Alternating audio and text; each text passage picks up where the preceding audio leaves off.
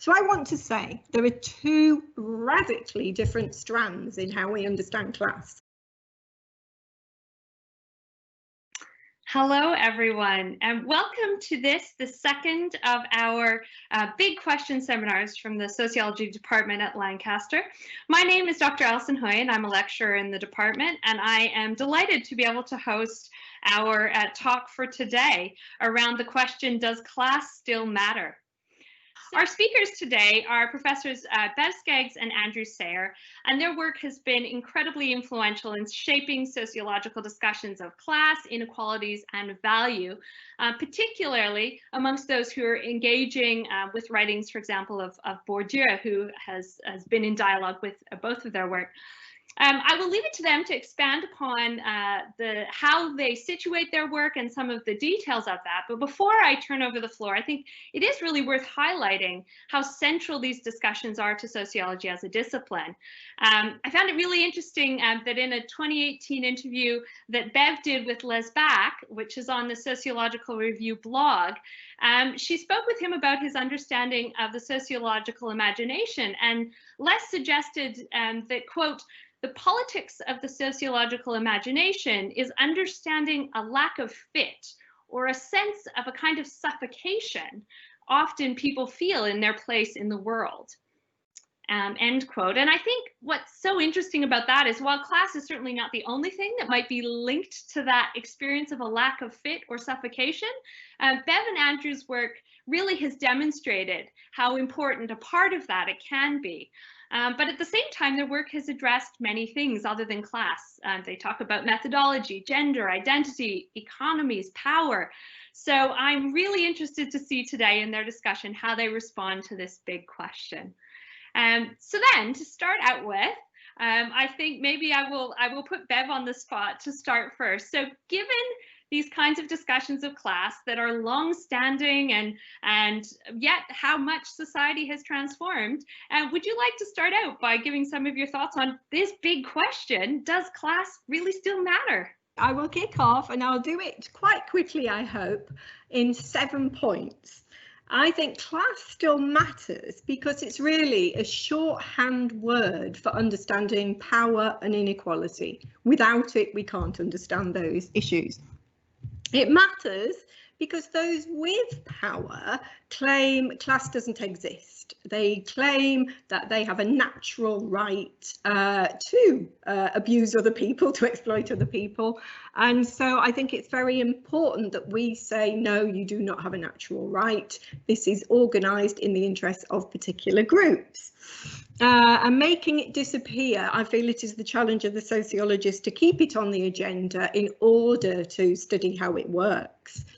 Because class shapes how we live, it shapes our possibilities, it shapes our access to things, it shapes our health, and I'll go on to that in a minute. It shapes our futures if we have one. And it's fundamental, therefore, to how society is organised, to every element of how society is organised, I'd argue, because without class, we cannot understand how capitalism works, and that shapes our every breathing pore. It is part of the logic of capital. It is therefore capitalism. It is therefore how we live. Therefore, without class, we cannot understand inequality. And I'd argue at the moment it really, really matters because class is part of what I'd call a really important race theories called necropolitics. Class is, we can see through class, the radically different life chances of different class groups in this pandemic. We know that working class PME populations are 4 times more at risk from catching COVID. We know that those who've experienced austerity and deprivation are much higher at risk. We know that people are dying as a result of class politics. So for me, it really, really matters. It's about who can kill people and who gets killed. Over to you, Andrew. Perfect. Go ahead, Andrew. Did you want to provide your thoughts? Thank you, and thank you, Alison, as well. I agree with all of that.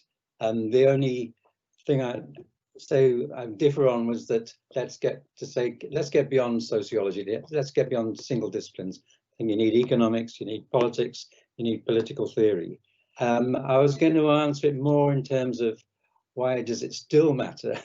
And well, I would say, first of all, over the last 50 years, the wealth of the rich has increased enormously at the top and at the expense of the rest of us. Since the 2008 financial crash, we've had austerity policies which have further widened income inequalities. There's all sorts of indicators of that. We now have, for example, 4.2 million children living in households below the poverty line. Lots of people have commented on how the pandemic is picking out inequalities and amplifying them.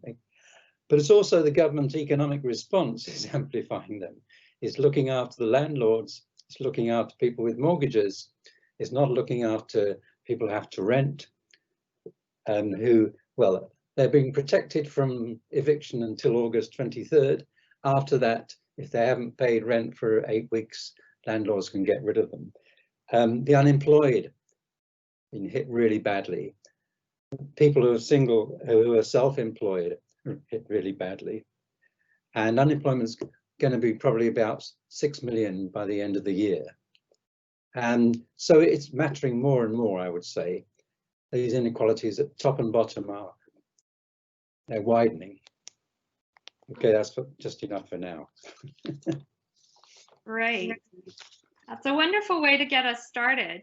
And I think really flows into an important question, which is, if we know it's important, then how do we actually go about defining class? How do we differentiate between, this wide variety that you were just mentioning, Andrew?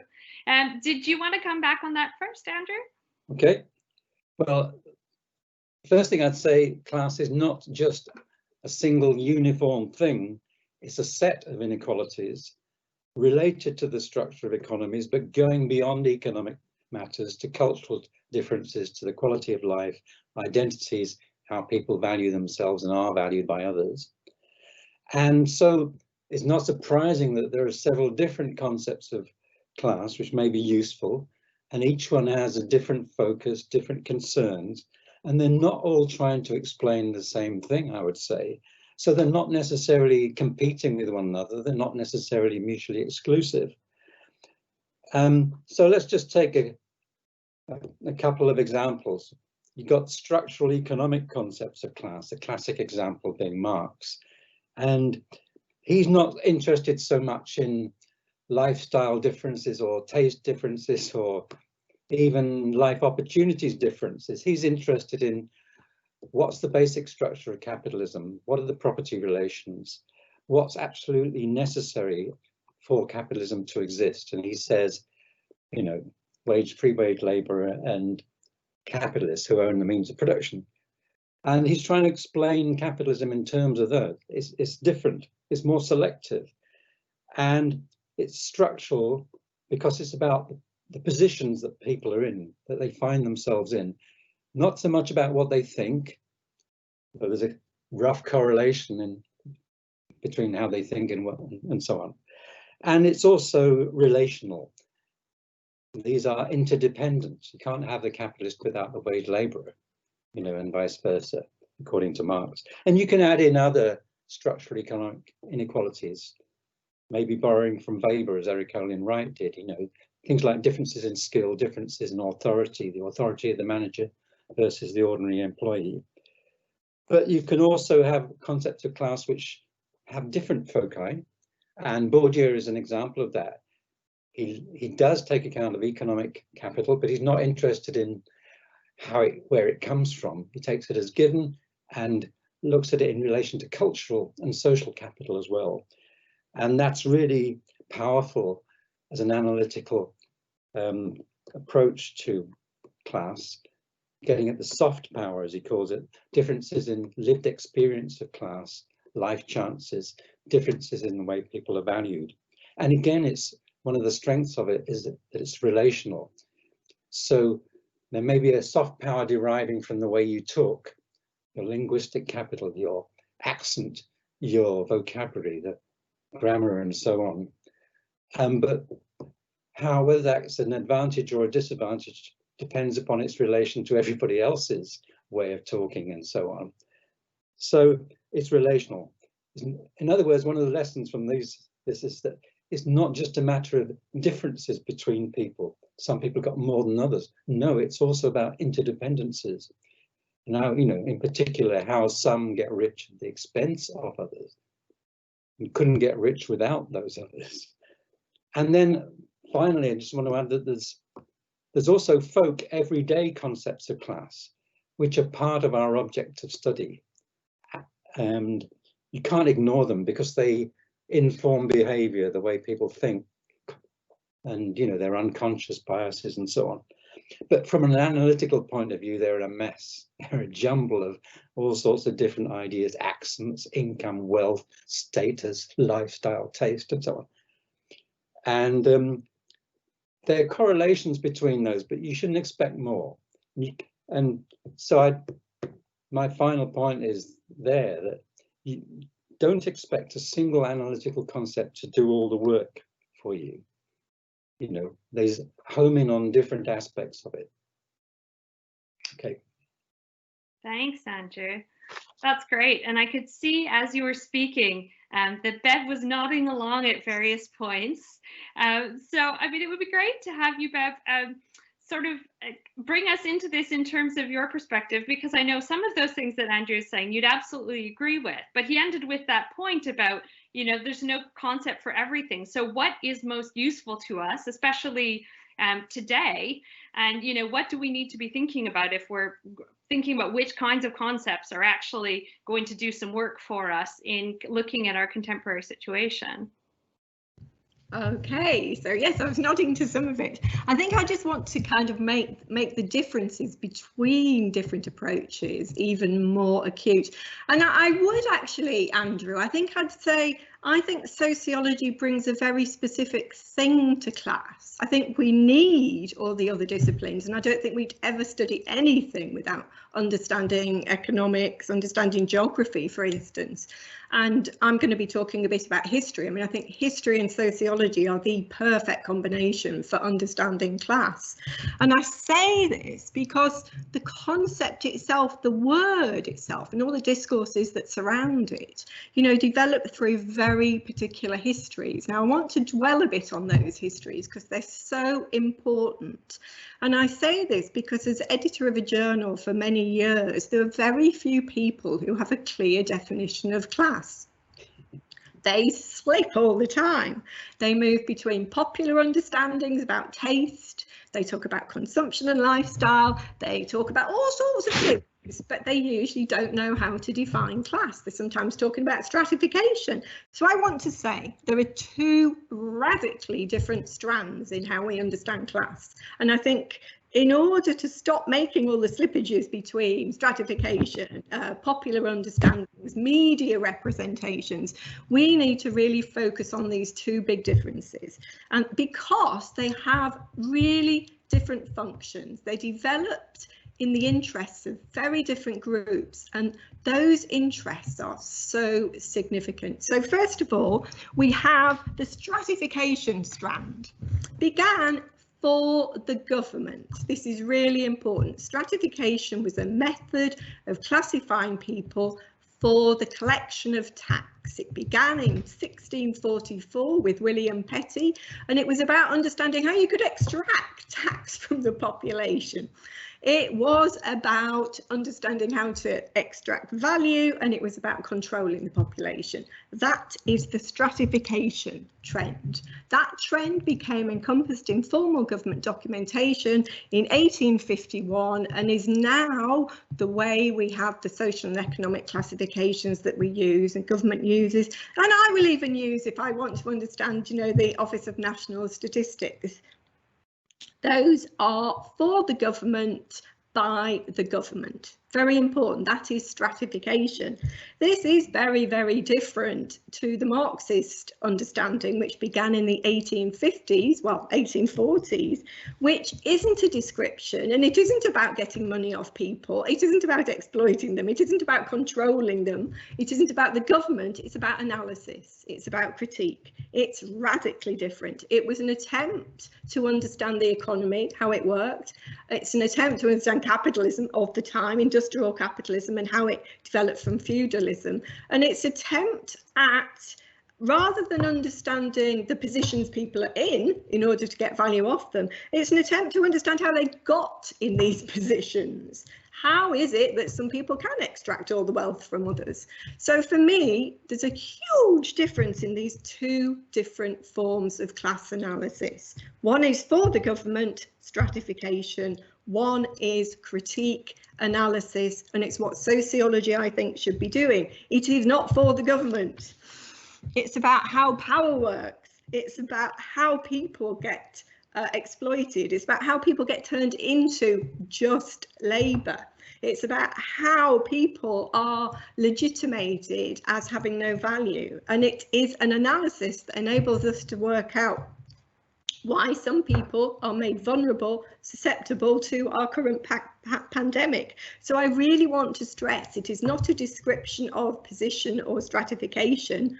It is analysis, critique of power and exploitation. Okay. Right. Thank you, Bev. And I think that's really helpful to have those two kinds of categories in mind when we then encounter these different types of definitions and concepts. But that point you've just ended on in terms of power really raises that question of if we want to engage in a critique, the analysis of power, today that can't just be about class.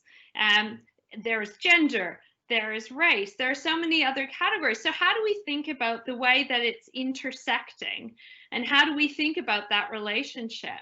I don't know, Bev, if you want to start on that. Yeah, I can, because it kind of follows on. Historically, I'm using a lot of kind of social and economic history, because I think this all combines again in a historical moment that's really, really crucial. And here we bring in the role of the state and the relationship between state and exploitation. And the role of the state, the role of government is so important. And so again, another very important date, 1592.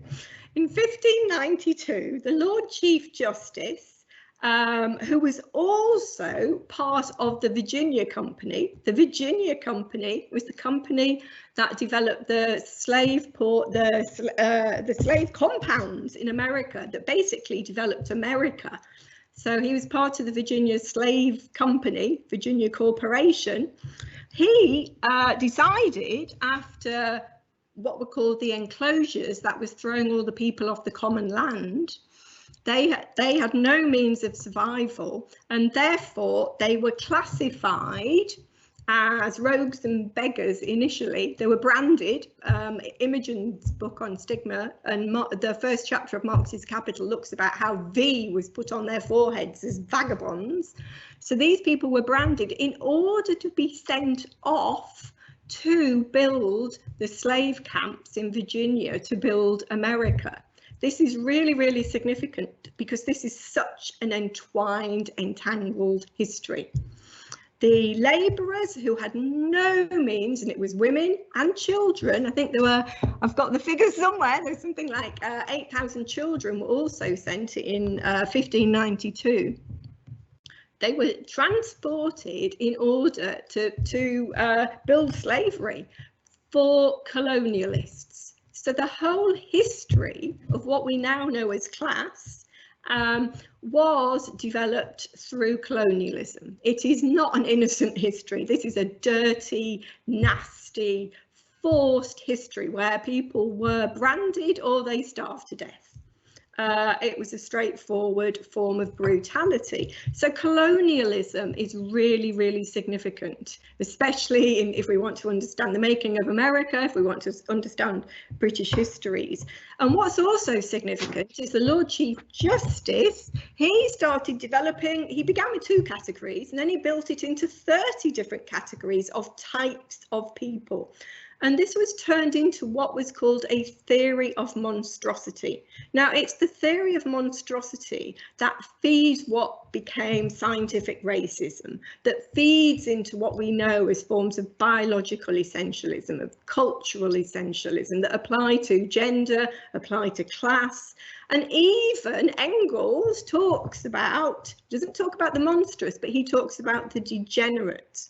So even in the 1840s, we have both kind of those who are into exploitation and colonialism using these categories, but we also have people trying to resist and challenge and critique by using these categories. So there's this incredibly complex history of race and class. And so what we do as sociologists is perform what we call abstraction. I compare it to like a medical examination. We kind of pull a bit out and we subject it to incredible critique, as a doctor would do to a body, and say, right, we want to understand how this bit works. But actually, you know, say we have an arm, the arm can't work without being attached to the body. So we pull things out to look at them, to look at the mechanisms, and then we try and work out how they all fit together and how they all work together. So it's entangled, it's really complex. They come into being together, they make each other, but they also disrupt each other as well, because there's no straightforward relationship between race, gender, sexuality and class. Right. Thank you, Bev. Andrew, do you want to follow on with some of your thoughts? I mean, on intersectionality, yeah, of course, we're all invariably located within more than one axis of inequality. And I think sometimes in focusing on disadvantage primarily, we forget how the advantaged are also, well, the net beneficiaries of intersectionality. And they can be mutually reinforcing these different axes, or sometimes mutually offsetting. So a white working class man disadvantaged in terms of class, but advantaged in terms of gender and race. And so there's some offsetting going on there. And I think with all these different axes of gender and race and class, there's many levels. There's a level of conscious sexism, racism, or class bias. There's an unconscious level. There's an institutionalized level in the assumptions and ways of doing things, practices of institutions. And there's a structural level where gender, class and race get tangled up with occupational hierarchies, with spatial segregation into different areas of the city, with different qualities of housing and environment, different school catchment areas.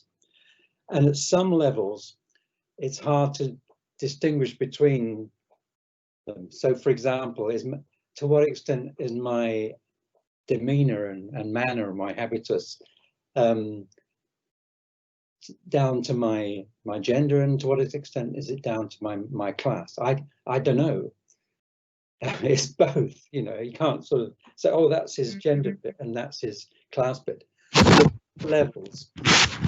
Bev was saying you need to be analytical and look at the different components first, and then see how they may come together.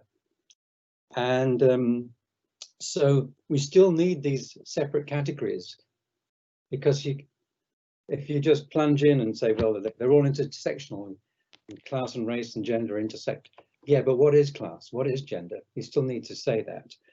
And even though they intersect so often, it's worth asking, do they have to intersect in order to exist?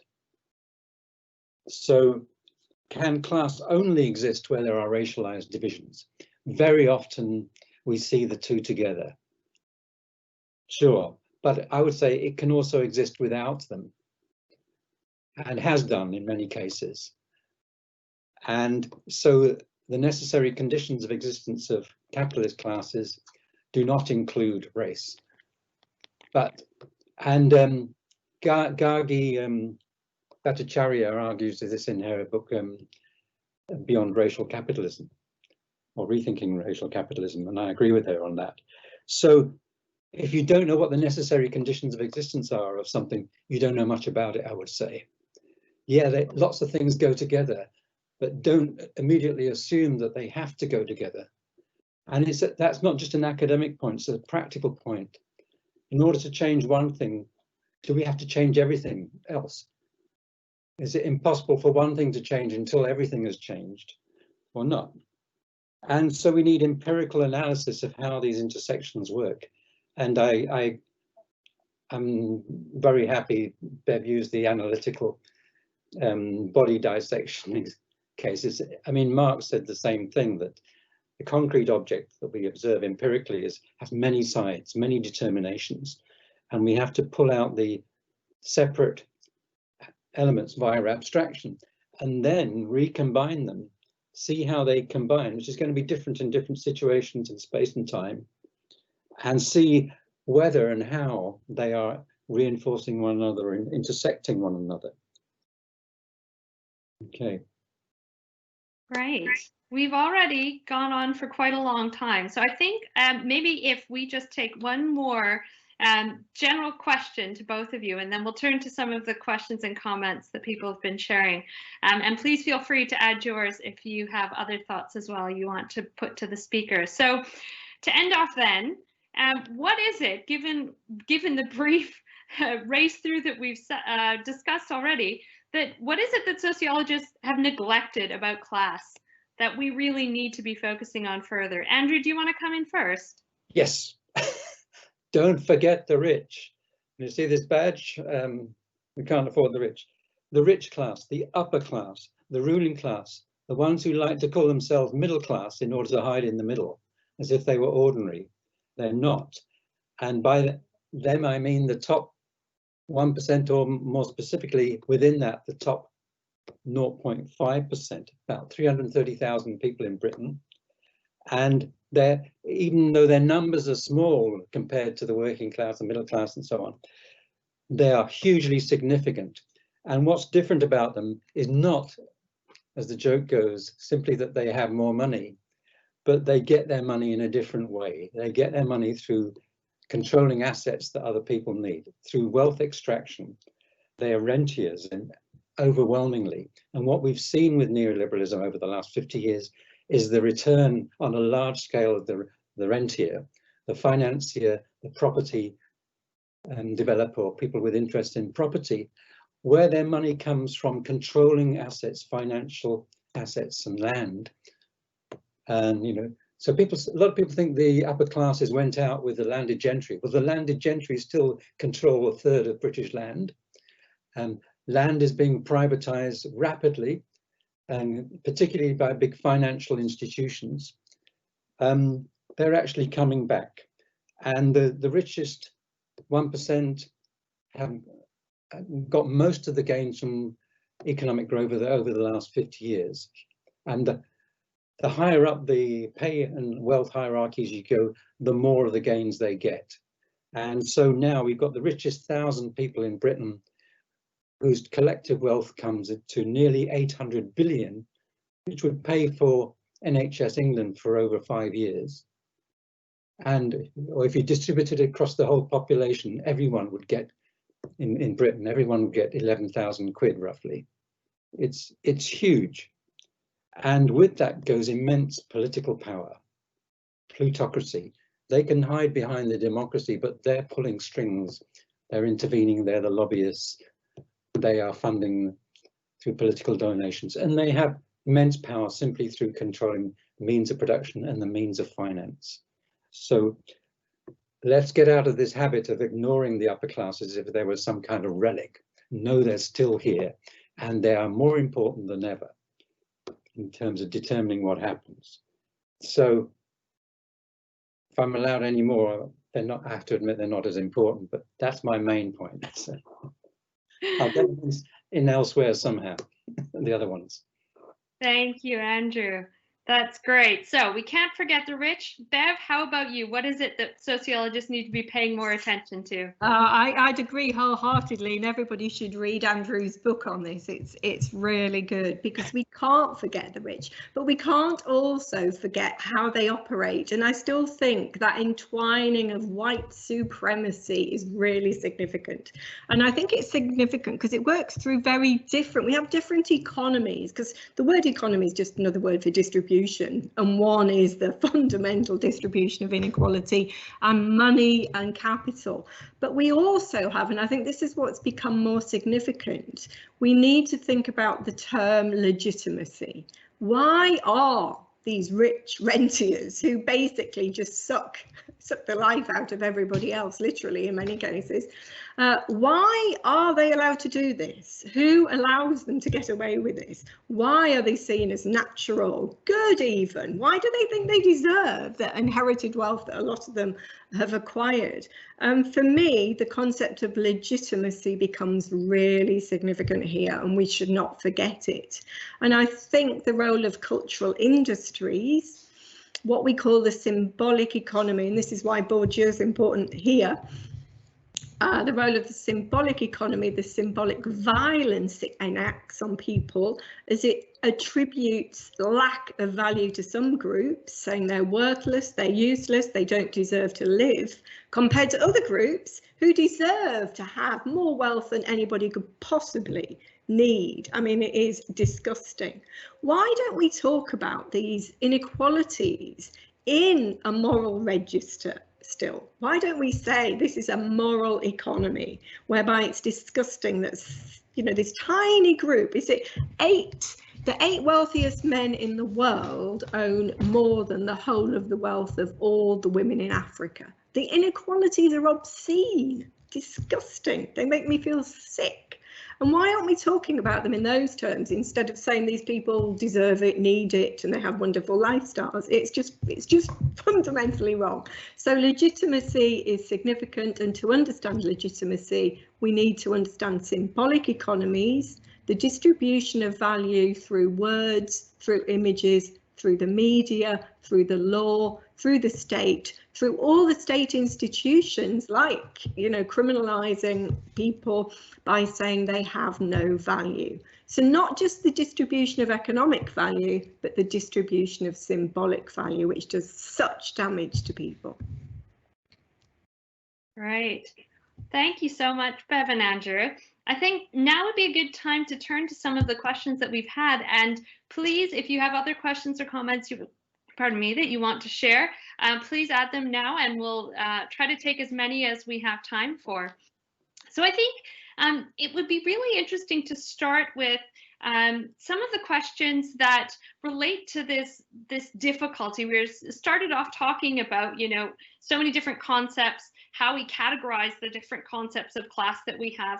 And there are a few questions that we have that are really wrestling with how do you actually work with these in different types of research. So one question in particular highlighting quantitative sociological research, where often not only are there occupational sort of measures that are dominating, but that it might not be a straightforward thinking about how you then address some of these broader issues around power, around money, when you're dealing with data sets that have embedded in them particular histories of classification, and you know what we do about that in terms of the kind of inevitably inherited categories that another commenter mentioned in terms of class, and how we are continuing to reproduce in a way the same categories that have been used, even though these have been discussed widely as being problematic.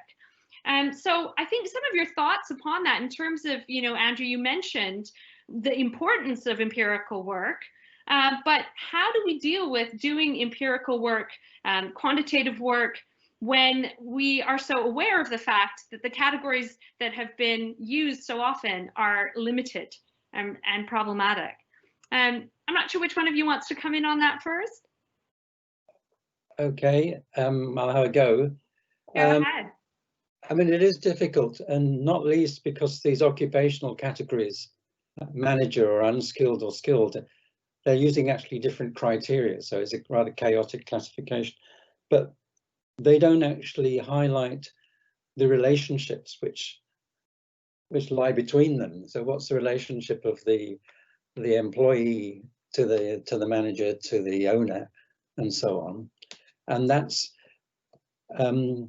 because within those relationships there's something going on. There is some exchange or some exploitation, unequal exchange or whatever, and we need to know that. I mean, and one can, rather than do large-scale statistical surveys, or in addition to those, one can actually trace particular work through particular, say, employment relations. You can say who is getting wealth from whom, where does this person's streams of income come from, and actually trace them. That's difficult in many cases, of course.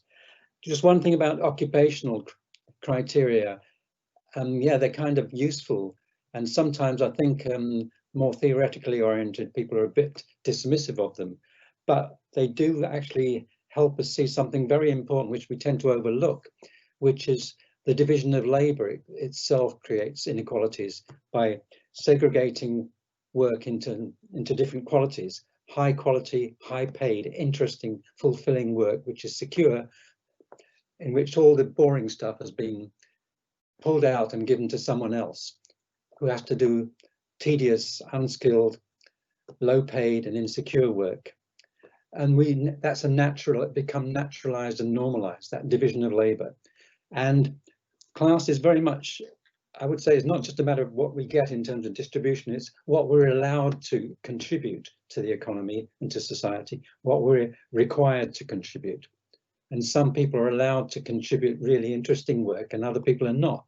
And that itself is so tied up with differences in status and how people are valued and other forms of, cultural capital. I've strayed off the question as regards statistical analysis, but maybe that's all right. Way out there. Thanks, Andrew. I'll let Bev come in if she wants to follow anything up in terms of that. How do we actually wrestle with empirical work? But I wondered about just adding another dimension that's come out in some of the questions, which is related to what you were just sort of saying, Andrew. And there have been a few questions asking about how self-identification relates to this, how class is something that is lived and identified with, and how Michael's asked, what would you say in terms of the fact that that self-identification seems to have declined? How does that relate to what we're saying about the power that is underlying class and classification being so important? So Bev, I don't know if you want to come in on that and anything related to those issues of what we're actually studying. Okay, can I just firstly say, I think it's very important we have statistics. I think the government tradition of measuring people is fine, in the sense that we need that sort of data to work with. The classifications could be much better. The amount of effort that went into designing them, they could be so much better. You have to remember that women were only included as workers, I think, in the 1980s. It was a huge campaign when I was a student to get women involved in government classifications. So that's how archaic they are, really. But we have to, we can use them. We wouldn't know about the necropolitics of class if we didn't have these statistics. So we need them, but we use them with suspicion, and we know how they've been designed. We take a sociological approach to them. We think about in whose interest have these been designed, for whom, how can we use them, and how is power included in them. So that's fine. Self-identification, that's a tricky one, because we haven't really looked at identification and is class an identity. I don't actually think it is. I think there was a period when class was used as an identity. It's like a magic moment in British Labour history where white working class men in the majority claimed an identity.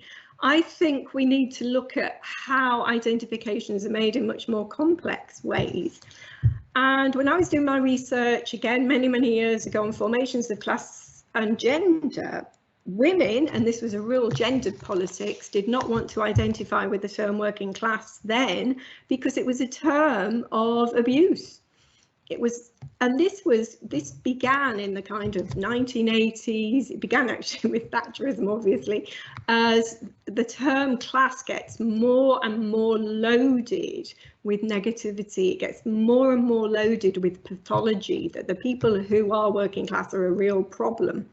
And this starts building up from the 1980s, culminating, I'd say, in the reality TV of the 2000s and programs like Benefit Street, where the depiction of the working class is, you know, about real problematic people with cultural limits and all sorts. I mean, I've written a whole book on it, but there's horror. They're monstrous. They're absolutely monstrous. Again, they're excessive and monstrous. So you wonder, why would people identify with a term when it's been loaded with so much negative value?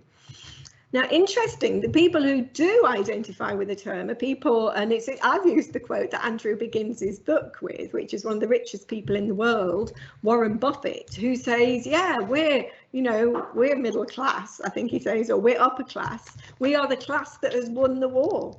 And he talks about it in these terms. So those who have loads of money, lots of value, lots of legitimacy are very happy to talk about themselves in class terms, really happy. But those who've been demonized, absolutely demonized over the last 30 years by the media and by the state for being working class, I think now struggle to use the term. So self-identification is really hard.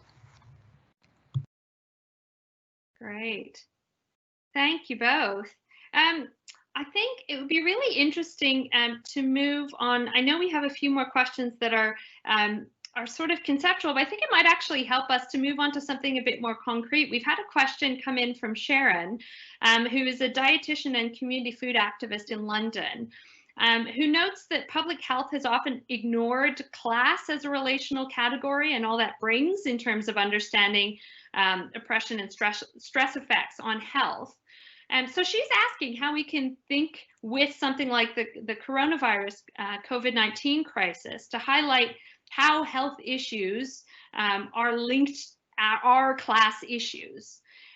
So, I mean, I'd be interested to hear you think through just, when we're thinking about a particular case like that, how do we actually move forward in ways that really open up these spaces for thinking differently and moving past some of that, those things that we've inherited in terms of ways of entrenched thinking about class. Which one of you would like to come in on that first? Well, one way of answering is a while back I mentioned those different levels, and maybe they could function as a kind of checklist. So when you're thinking about diet and health and so on, and class. So the structural level, what position are these people in? What resources do they have? What shortages do they have, and so on? What kind of environment are they at? Do they have? What kind of institutions are they involved in? And what kinds of behavior are they involved in and subject to? How much stress are they subject to? And Michael Marmot's work on stress and illness in the civil service, all the different grades, fits with this. And what are the norms of behavior? How much stress do people have to deal with, for example?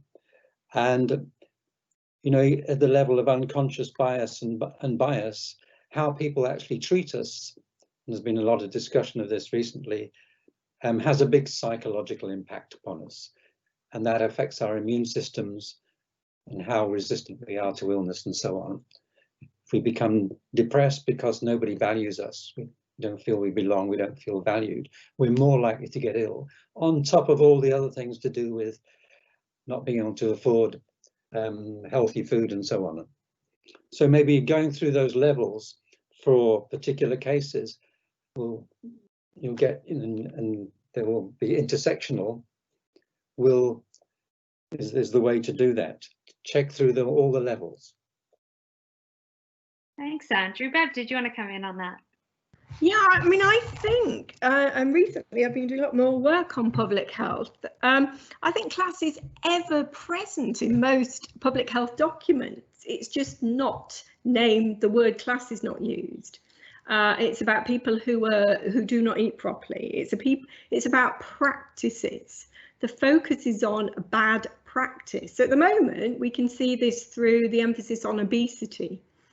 So people are being blamed for being obese, where we all know that obesity is a real class issue because it's about very bad food like palm oil, and it's about the availability and the selling of really horrific fat producing food like chicken nuggets and things like that to school children. We know, what is creating obesity. We know which groups it affects mainly, and we know there's a very particular BAME issue around public health at the moment. And so all these issues are ever present. There's a lot of blame, and it's all based upon practices and excess. It's usually about people who do not know how to control themselves. Which is very similar to reality TV. So you see a lot of it, I think, in public health. It's just not named. Yeah, great. And I think there's another question that we've had that a number of people have highlighted, and so it's probably worth returning to, even though we've addressed some of these issues of sort of the concepts that we're using. But I think this relates to the fact that Bourdieu has been so widely used, and some of his work on class and some of the ways that his work is used to classify groups in terms of things like music interests, and the way that might have then been taken in something like the Great British Class Survey and used in a particular way. And we've got a comment here from somebody who is wanting just a little bit more elaboration of how we can use Bourdieu and keep him relevant when, thinking with his terms of the working class has this particular set of music interests or cultural interests or what have you, is not necessarily fitting in the spirit of this more relational understanding that we've been talking about, and is much more about trying to classify with some kind of, definitional priority, rather than thinking through these issues in, as you said, Bev, in a moral register. So would you be able to say maybe a bit more about how you think Bourdieu is relevant going forward in terms of avoiding that kind of stratification approach, I suppose, that could be taken with some aspects of his work? Do you want me to? Okay. I think what's really interesting is Bourdieu has been used in so many different ways. And some people have used him by relating him back to the stratification tradition. That is the Great British Class Survey. It's a measure of positions, and it's a measure of positions based upon a very specific group, the upper middle class who responded to the survey through the BBC, but also the measure of positions through consumption. And I think if you measure the end product of access and say it's relational, it's not relational. Relational to me is about a class relation, is about a relation of exploitation. It's about a relation of power.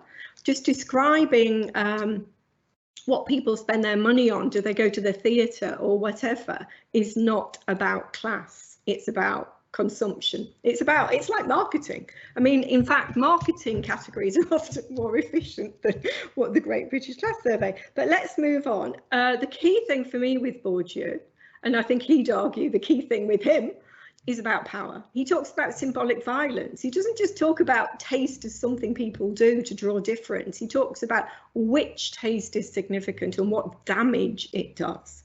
He talks about how people are humiliated, how people are shamed, how they're made totally miserable through this classification process. So he's talking about power, he's talking about violence, and he's talking about abuse. And that is the relation that he talks about. He doesn't just talk about how things fit together if you buy a handbag and a pair of shoes. So, to me, it's really, really important that we remember that Bourdieu was about power. Fantastic. Thank you. Yeah, go ahead, Andrew. I mean, you could, to be more critical of him, yes, he does talk about power, but he doesn't tell us what's wrong with it. because he keeps off the ethical issues. And it's as if people have a habitus, they get adjusted and accustomed to a particular kind of treatment and interaction according to where they are in the social field. But it's as if they get adjusted to oppression and hostility as easily, and contempt as easily as they get adjusted to respect and esteem. Well, they don't. And that's because they have a sense of injustice, and to some extent morality has some degree of difference from a social structure in that it's making general claims. You should treat people in this way, you shouldn't do this, you should do that, you should treat them with respect. And that gets compromised to a certain extent in practice, because people have double standards. They don't apply those universal criteria even equally. But there's still some tension between them, such that comfortably off people can feel sympathy for the key workers in the pandemic, and feel empathy for them, and can support them getting more pay or something and getting valued more. And Bourdieu doesn't really go into that. And I think generally, when talking about class, we need to be more normative, but we need to do it in a way which spells out what are the principles here, what are the arguments. And there you have to go outside sociology and engage with political theory, which suffers from its neglect of sociology and economics. But equally, we suffer, or you suffer, I don't identify as a sociologist, but you suffer as members of sociology from your isolation from the normative debates which are going on elsewhere. The academic division of labour in social science, I think, has been really bad, and it comes out in discussions of class. We think class is bad, yeah, but as to setting out the reasons for it, we don't tend to get very far. Great. Thank you both. There are just so many interesting things coming through now. I'd be interested to hear if either of you have a sort of quick fire thought about what we think of class in the context of things like the digital world, online, as well as there's mention of things around automation and changes in workforce due to the changing structures of work in some industries, and how that might be changing class relations, understandings of class in relation to these changes we see going on in the digital economy and with increased technology and automation. Bev, you're nodding. Did you want to come in on that?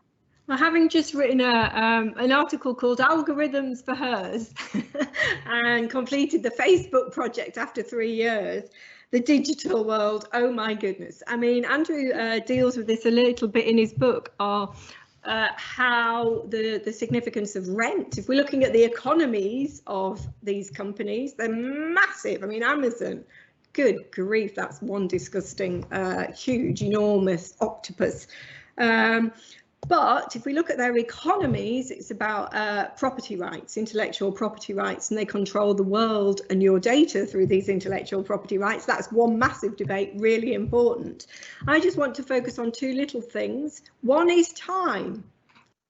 The ability of social media companies, the ability to encroach into our leisure time, our time protected from exploitation, is where we have lost the battle and where we really need to understand the class relations of this. The fights, if you read E.P. Thompson, the most brilliant book on the making of the working class, and we haven't really looked at that, but that could be another piece. But the fights that went on to enable workers to protect themselves from just being run into the ground, exploited totally, used up and disregarded was massive. It was a huge fight. It took centuries, and that's what the kind of how class as an identity was formed, is through all those different fights. And now we just give up our time willingly all the time, because every time we open our browser, as we're speaking now, we get traded. We are being traded constantly, and you can look at any of the work that Simon and I did. The trading is phenomenal, but we get traded differently. And my last point is about debt. we really get traded very differently. And what we saw in our project on Facebook was the big difference between people who are sold consumption, are traded, are, you know, exploited. Well, that's not the right word, actually, it's appropriated on Facebook. But what we found was that those who had absolutely nothing, were on welfare, were on benefit, were sold debt all the time.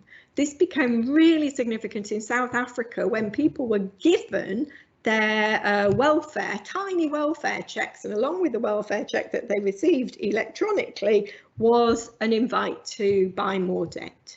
And debt is how our economy is being shaped, getting people into debt. And we also know, in terms of who has the most debt, personal debt, BAME, women, working class, who use it to keep their families fed.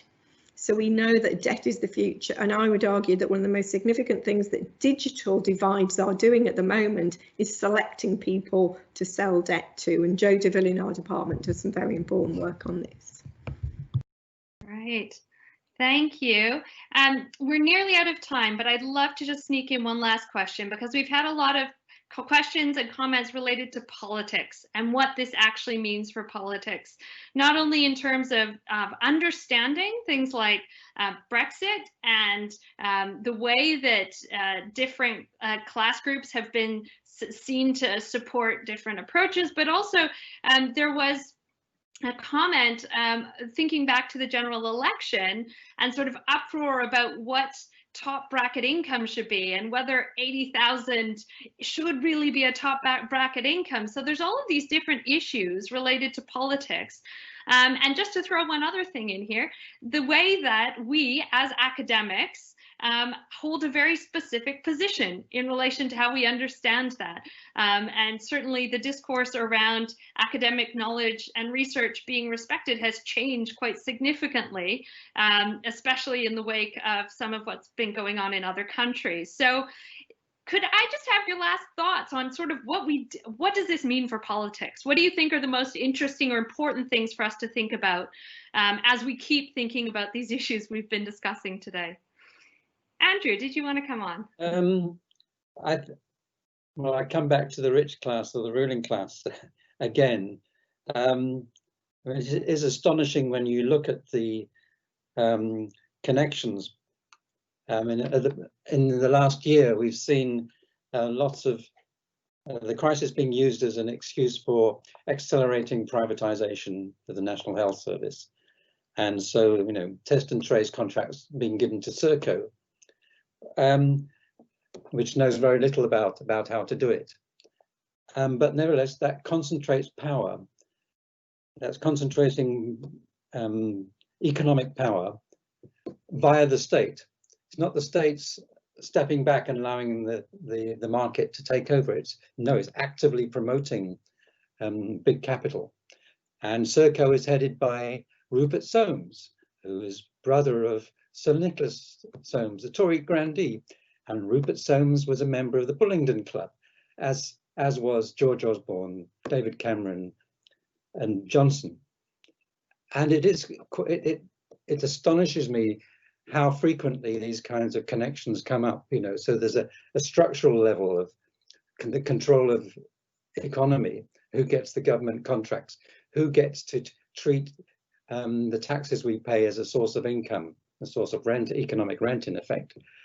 And these more micro levels of social capital possessed by the upper classes, which is the kind of conduits through which they organize these things. They know the people to connect. They know the lobbyists and so on. There's that little world, and I think in the past or in recent past, a lot of sociologists, insofar as they've been interested in the rich, they've been interested in their mobility patterns or how they spend money. Oh, how interesting. I'm not interested in either of those. I'm interested in their power and their attempt to push back democracy, override democracy by stealth. Thanks, Andrew. Bev? I wholeheartedly agree with that, and that great book, Never Let a Crisis Go to Waste, teaches us how to do this. I just think we have to become more investigative journalists. We have to put our sociology, or whatever you want to call it, our sociological imagination, and really make it work and keep these issues on the agenda. There is a huge attempt to hide a lot at the moment, a huge attempt, and just following sources, reading this, making them public. We have to engage, but we have to engage with them intelligently. Thank you to both of you for a really fascinating conversation. And thank you to everyone who has joined us. I'm sure if we'd had another hour, we would have been able to fill it up with interesting discussion of all of the points that you've raised. So thank you for being a part of this as well.